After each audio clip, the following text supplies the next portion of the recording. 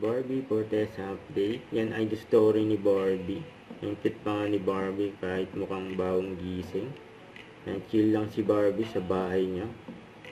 Ito, walang script daw si Barbie. Walang script. Yun, no? Walang script. With this film, I get it right on the spot, right before the scene. I try to process everything, I absorb everything right before I take the scene. Feeling ko parang lagi akong sinasabak sa gera ng kagigising ko lang, ganyan. Ganun yung feeling palagi. Honestly, lahat po ng nakatrabaho ko dito sa pelikulang ito ay unang beses ko pong nakatrabaho because they are all from the other network. Ang saya nung buong experience kasi everyone was so grounded and everyone was so true to their characters.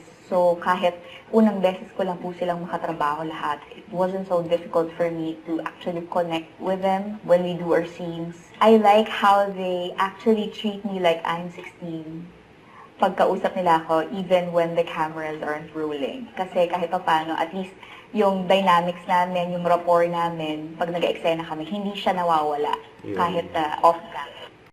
Don't forget to subscribe, click the notification bell for more updates. This is Richard the Action Vlog. Stay tuned for more videos. See ya.